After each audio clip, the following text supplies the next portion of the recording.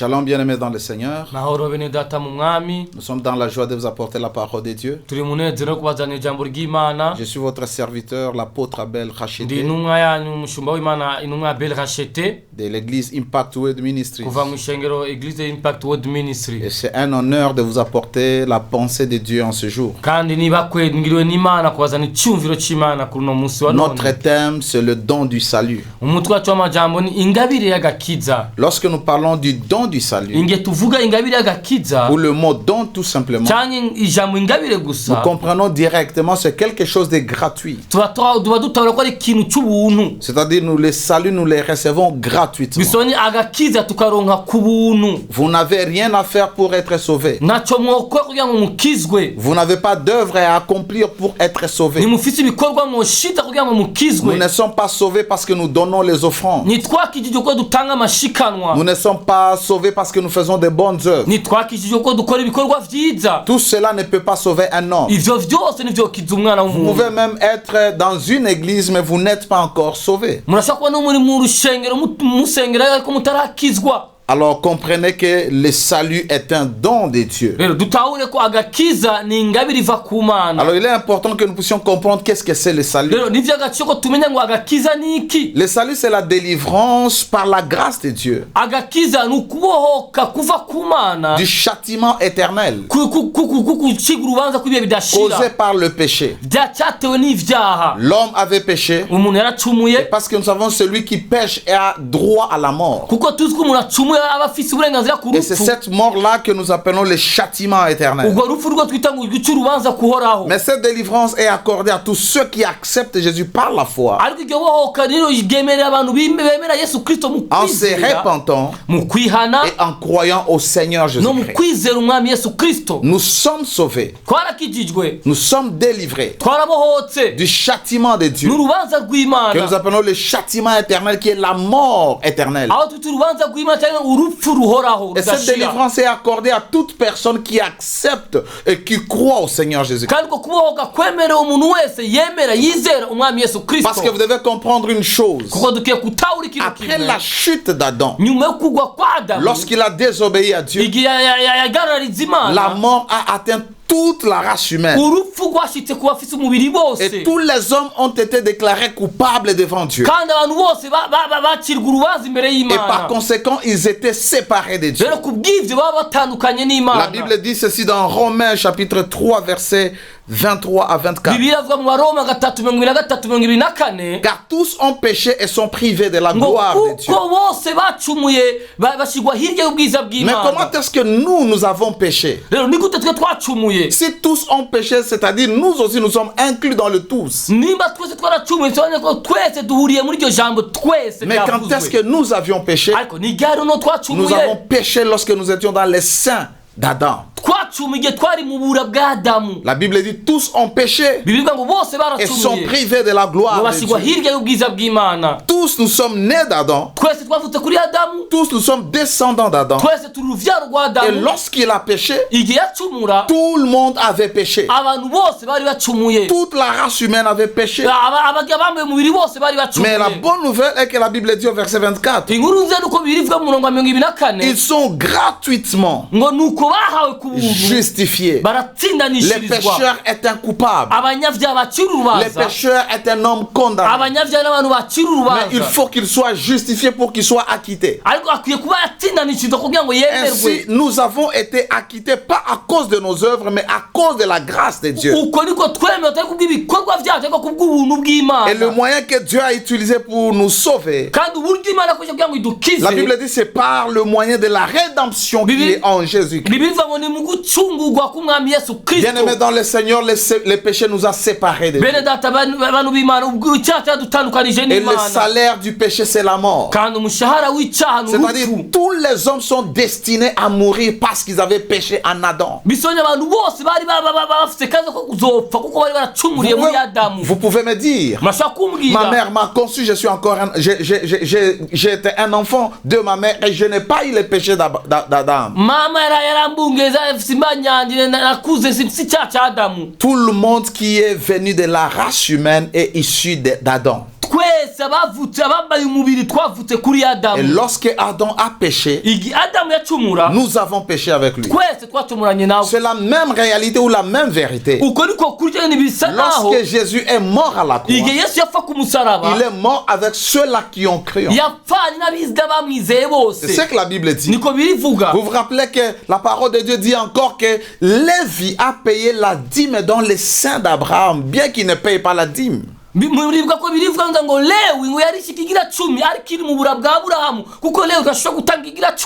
voulais tout simplement vous faire comprendre que toute la race humaine est descendante d'Adam. Alors, vous devez comprendre que Dieu est amour et qu'il vous aime. C'est pourquoi il a envoyé son Fils unique Jésus-Christ, afin que lorsque vous croyez, vous soyez délivrés du châtiment éternel, de la mort. Et c'est là l'essence même du salut. Si vous comprenez ma définition, je dis que c'est la délivrance du châtiment éternel qui est accordée à toute personne qui croit ou qui accepte Jésus comme son Seigneur. La Bible dit dans Jean chapitre 3 verset 16: Car Dieu a tant aimé le monde qu'il a donné son Fils unique, afin que quiconque croit en lui ne périsse point, mais qu'il ait la vie éternelle. Le salut est un acte d'amour de Dieu. Dieu n'aime pas la mort d'un pécheur. Il sait que tous ont péché en Adam. Parce que Dieu a créé l'homme au-delà de son amour. Et il n'a jamais voulu perdre l'homme. Il a cherché un moyen pour racheter l'homme. À cause de son amour, la Bible dit, il a tant aimé le monde. Le monde ici, ce n'est pas la terre. Le monde ici, ce n'est pas le plaisir. Parce qu'on vous dit, n'aimez pas le monde et les choses qui sont dans le monde, c'est-à-dire le plaisir du monde, que la Bible appelle la convoitise. Mais le monde ici, c'est la race humaine. Ce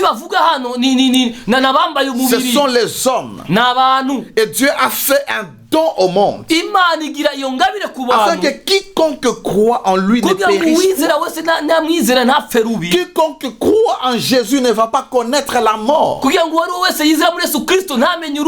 Et lorsqu'on parle de quiconque, vous le connectez avec le monde. Vous comprenez que Jésus n'est pas mort pour les chrétiens. Jésus est mort pour les hommes. Nous sommes chrétiens comme conséquence de notre foi en Jésus. Que vous soyez musulman, que vous soyez bouddhiste, que vous soyez un athée, Jésus est mort pour vos péchés, afin que vous soyez sauvés de la mort éternelle. Je l'ai déjà dit ici une fois, lorsque vous naissez une fois dans la vie, vous allez mourir deux fois. Mais lorsque vous naissez deux fois, vous allez mourir une fois. Naître de son père biologique et ne jamais naître de nouveau permet de mourir physiquement et de mourir spirituellement, qui est la mort éternelle. Et cette mort, la Bible dit, ça sera dans les temps de feu. Mais lorsque vous naissez deux fois, c'est-à-dire que vous naissez par votre père biologique et vous naissez de Dieu, parce que ceux-là qui doivent hériter le royaume de Dieu doivent naître de nouveau, naître de son père pour naître de Dieu. Et quand vous mourrez une fois, que la Bible appelle le sommeil, et au dernier jour, le Seigneur va nous ressusciter et nous allons continuer à vivre éternellement. Nous ne connaîtrons plus la deuxième mort. Dieu nous a aimés, bien-aimés dans le Seigneur, et il a donné les dons de son Fils pour que nous soyons sauvés, que nous ayons la vie éternelle, cette vie qui ne s'arrête pas, cette vie que Dieu lui-même possède. Si nous allons vivre dans l'éternité, dans la joie éternelle, c'est grâce à cette vie. Alors par ce passage, vous comprenez que le salut est accessible accessible en Jésus. Seul. Ce n'est pas votre pasteur qui vous sauve.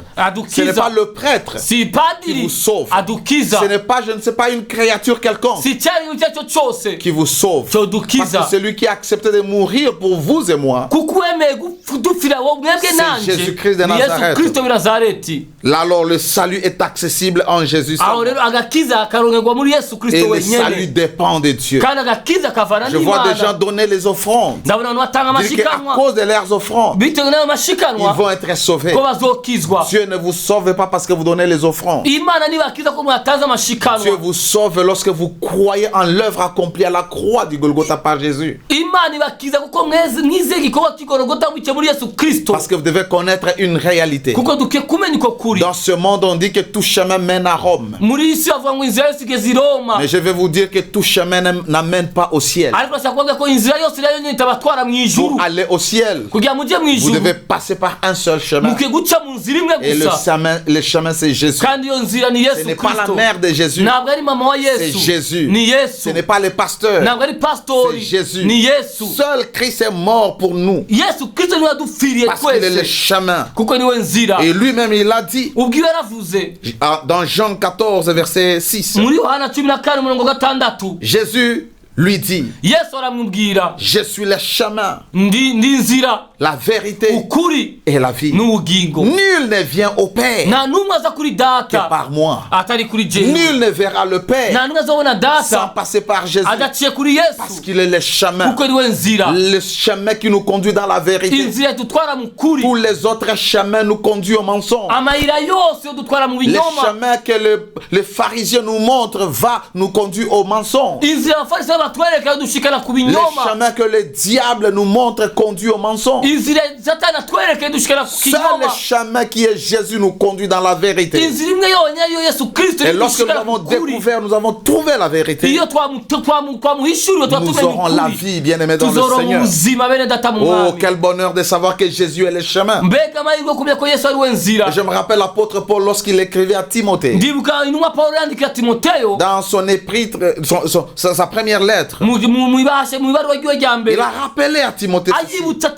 Il a dit, car il y a un seul Dieu. Il n'y en a pas deux. Il y a le seul créateur du ciel et de la terre. Et il ajoute, il y a aussi un seul médiateur entre Dieu et les hommes. Moi, l'apôtre Abel, je ne suis pas un médiateur entre Dieu et les hommes. Je suis un réconciliateur, un ambassadeur qui prêche le message de la réconciliation.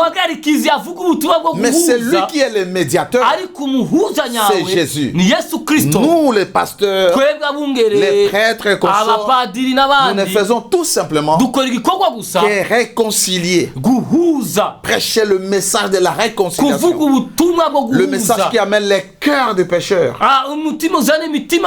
vers le cœur d'un Dieu aimant. Dieu ne vous condamne pas parce que vous êtes pécheur. C'est pourquoi il vous ouvre ses bras afin que vous puissiez accepter son Fils. Paul dit, car il y a un seul Dieu et aussi un seul médiateur entre Dieu et les hommes. Nous avons un seul médiateur, quelqu'un qui peut rétablir la paix entre nous et Dieu. Parce que bien aimé dans le Seigneur, lorsque nous avons péché en Adam, nous nous sommes fait ennemis de Dieu. Il y a une inimitié entre nous et Dieu. Mais lorsque nous recevons Jésus, la paix est rétablie, la réconciliation est établie, et maintenant cette paix nous pouvons la vivre. Jésus homme, c'est lui le médiateur qui s'est donné lui-même en rançon pour nous. Tout pécheur devait mourir. Tout pécheur est devenu esclave du péché. Mais comment est-ce qu'il fallait libérer les pécheurs, libérer l'homme de l'esclavage du péché? Il fallait tout simplement qu'un prix soit payé. Et ce prix-là, c'est que la Bible appelle la rançon. Et la rançon a a été le propre sang du Fils de Dieu. Dieu voulait racheter la race humaine. Parce que tous les hommes étaient pécheurs. Aucun pécheur ne peut sauver un autre pécheur. Et Dieu s'est décidé de porter les corps humains. Il a formé un corps à son Fils pour qu'il vienne dans le monde portant le sang de Dieu. Vous savez que Jésus n'avait pas le sang d'un homme. Parce que pour avoir le sang d'un homme, vous devez naître, vous devez être engendré par un homme. Jésus n'a jamais été engendré par un homme. C'est pourquoi lorsque vous lisez la généalogie de Jésus, à la fin on ne dit pas que Joseph engendra Jésus, mais on dit Marie de laquelle Jésus est né. Parce que vous ne pouvez pas citer son père physique qui engendre. Parce que nous savons que Jésus est né de Dieu. Il ne pouvait qu'avoir le sang de Dieu dans ses veines. Je ne dis pas que Dieu a le sang, mais en tant qu'humain, Jésus homme, il devait avoir le sang, mais un sang pur, un sang sans péché. C'est ce sang-là qui était le prix à payer comme la rançon pour libérer les pécheurs. Oh, quel amour Dieu nous a manifesté. La Bible dit lorsque nous étions encore pécheurs, Christ est mort pour nous. Bien-aimé dans le Seigneur, Jésus est mort pour nos péchés. Jésus est mort pour vos péchés. Tout ce que vous avez à faire, c'est de croire en lui. C'est de l'accepter dans votre cœur. C'est de l'inviter dans votre cœur. De comprendre qu'il a payé le prix à la croix du Golgotha pour vous sauver, pour vous faire échapper du jugement éternel, du châtiment de Dieu, la colère de Dieu, qui est la mort. Parce que le salaire du péché, c'est la mort. Et cette mort, c'est dans les temps de feu. J'ai déjà enseigné ici une fois la différence entre l'enfer et les temps de feu. Quand les gens meurent maintenant sans Christ, ils vont en enfer. Parce que les temps de feu n'est pas encore ouvert. Bien-aimé dans le Seigneur, l'enfer, ou je veux dire les temps de feu, même l'enfer, ce n'est pas un lieu à désirer que vous y allez. Ce n'est pas un lieu à désirer même pour votre pire ennemi d'y aller. Parce que c'est un lieu de tourment. Un lieu où les gens vont grincer les dents. Mais Dieu n'a pas voulu que les hommes puissent aller en enfer. C'est pourquoi Dieu est patient avec nous. La Bible dit il use de la patience afin que tous arrivent à la repentance. La repentance, c'est tout simplement changer notre direction. Nous sommes en train de nous diriger tout droit vers l'enfer. Mais nous pouvons prendre la décision de changer de direction. Mais pour cela, nous devons nous repentir de nos péchés. Reconnaître que nous sommes pécheurs et nous repentir de nos péchés. Dire à Dieu que nous sommes pécheurs. Nous reconnaissons que nous sommes pécheurs. Et merci pour le don de ton Fils, le don du salut. Et cela va nous conduire à inviter Jésus dans notre vie. Je vais parler de ce passage, bien qu'il est rattaché directement à l'église. Mais nous aimons aussi l'enseigner ou le donner pour que nous puissions ouvrir notre cœur à Jésus. Apocalypse chapitre 3 verset 20. La Bible dit: voici je me tiens à la porte. Lorsqu'on parle de la porte, Apocalypse est un livre symbolique. Un livre qui est plein de figures.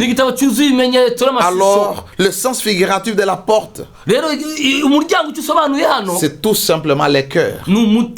Dieu se tient devant notre cœur. Il frappe par sa parole. Il frappe par ce message que vous êtes en train d'écouter. C'est à vous de décider.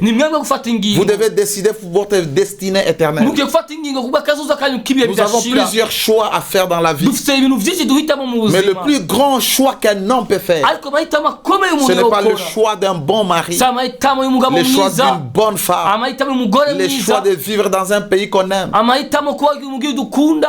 Les choix les plus importants que vous pouvez faire, bien-aimés dans le Seigneur, c'est le choix d'ouvrir votre cœur à Jésus, de l'accepter comme votre sauveur, de l'inviter comme votre Seigneur, de permettre à Jésus d'entrer dans votre cœur. Et ça, vous le faites tout simplement si vous croyez qu'il est mort pour vos péchés et que vos péchés ont été pardonnés. Lorsque vous recevez Jésus, Dieu pardonne tous vos péchés. Dieu pardonne tous vos péchés. Et il vous épargne du jugement éternel. Il vous épargne de l'étang de feu. Parce qu'il veut que vous puissiez recevoir la vie et hériter le ciel, l'éternité avec lui. Il dit, je me tiens à la porte et je frappe. Si quelqu'un entend ma voix, quelqu'un, ce n'est pas précis, c'est tout le monde. Peu importe votre religion, la religion ne sauve pas. Peu importe votre église, l'église ne sauve pas. Peu importe votre pasteur, qu'il soit connu, qu'il soit notoire, il ne sauve pas. Celui qui sauve, c'est Jésus-Christ de Nazareth, le Fils du Dieu très haut. Il frappe à votre porte. Acceptez de lui ouvrir. Il dit, si quelqu'un ouvre, si quelqu'un entend ma voix, vous allez entendre la voix de Dieu. C'est au travers de cette prédication. Si quelqu'un ouvre la porte, la porte de son cœur, j'entrerai chez lui, je souperai avec lui et lui avec moi. Souper ici, ce n'est pas la nourriture. Souper ici, c'est entrer dans une dimension de l'intimité où nos deux cœurs sont unis.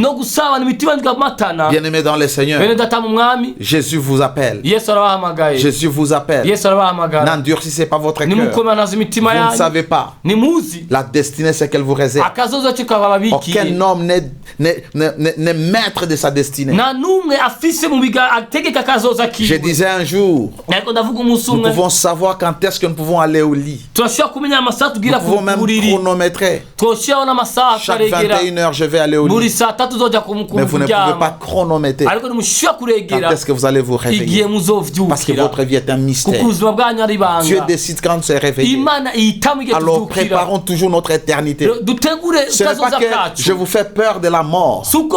La mort, pour ceux-là qui sont en Jésus, c'est tout simplement un passage pour aller dans le lieu de la gloire.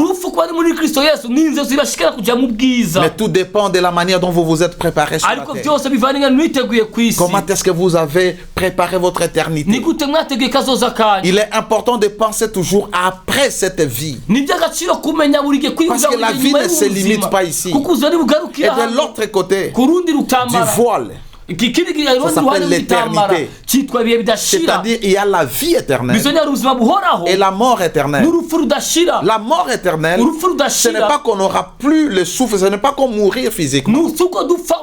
Les gens vont continuer à exister, mais dans les tourments éternels. Mais ceux-là qui ont accepté Jésus, ils seront dans la vie éternelle, dans la joie éternelle.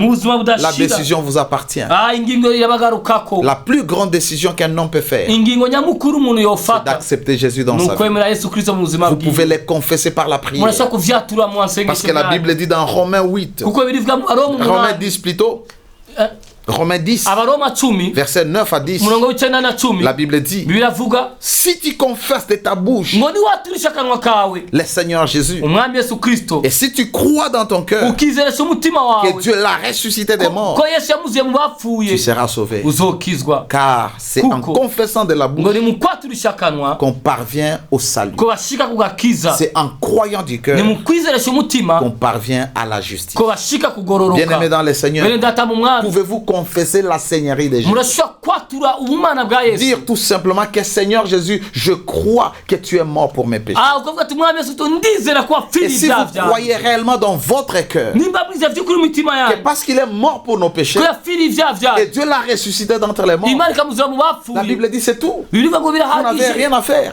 C'est juste croire et confesser et vous serez sauvés.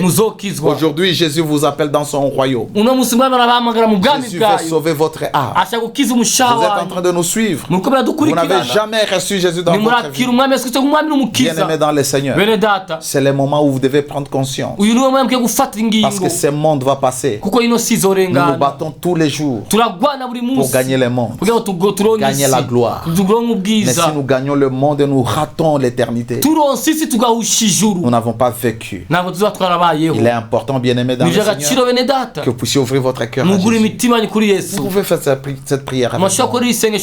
Vous pouvez l'inviter dans votre vie, dans votre cœur, mais faites-le par la foi. Même si je vous conduis dans la prière, que ce ne soit pas une répétition. Je vous donne tout simplement un canevas, un modèle, mais ce qui va beaucoup plus être efficace, ça sera le fait que cette prière vient de votre conscience. Vous avez foi en l'œuvre accomplie à la croix. Nous aimerions être ensemble au ciel. Chanter gloire, louange à l'agneau au ciel. C'est pourquoi je vous invite, bien-aimés dans le Seigneur, à répéter cette prière avec moi. Alors que vous répétez, vous pouvez fermer vos yeux, tout comme vous pouvez les ouvrir. Ce qui est important, c'est que votre cœur soit conscient. Soyez sûr que ce qui sort de votre bouche s'accorde avec votre cœur. Et je vous assure, vous serez sauvés. Dieu va vous délivrer automatiquement à la seconde. Le jugement éternel. Il va vous placer sur le chemin de l'éternité. Vous aurez la vie éternelle. Dites Seigneur Jésus, je crois que vous êtes le Fils de Dieu. Je crois que tu es mort pour mes péchés. Je reconnais que je suis pécheur. Et je confesse mes péchés devant toi. Tous les péchés conscients et inconscients. Pardonne-moi Seigneur. Je t'accepte dans mon cœur comme le sauveur de ma vie. Je confesse ta Seigneurie. Je crois que Dieu t'a ressuscité d'entre les morts. Merci pour le don du salut. Merci pour la vie éternelle. Merci de me pardonner. Merci de faire de moi une nouvelle créature. En ce moment, je suis une nouvelle créature.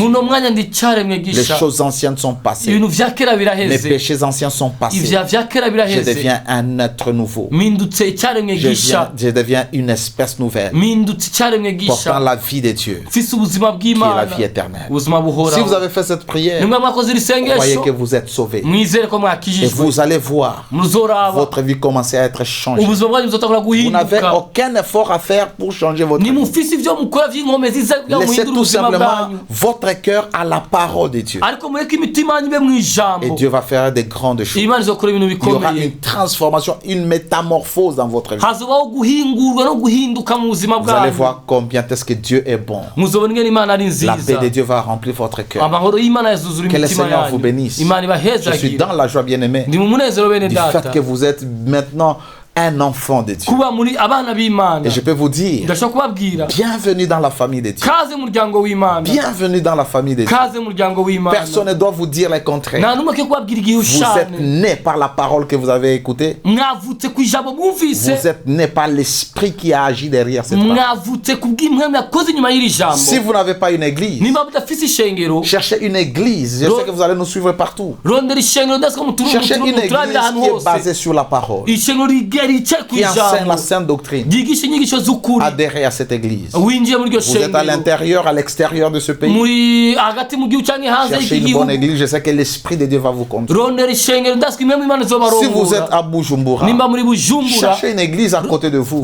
Et si vous êtes dans les quartiers Bouiza, Bouyenzi, dans le centre ici, vous pouvez joindre notre église qui se trouve à Bouiza. Référence la station King Star. au deuxième étage. Et là, nous allons vous affermir, vous aider à grandir dans votre marche avec Dieu. Vous pouvez nous contacter dans ce numéro. C'est plus 257 68 24 91 91 53. Je le répète, plus 257 68 24 91 53. Que le Seigneur vous bénisse. Grande est ma joie de ce que vous avez accepté Jésus. Que le Seigneur vous bénisse. Et que la paix de Dieu garde vos cœurs. Au nom de Jésus. Amen. Amen. Merci.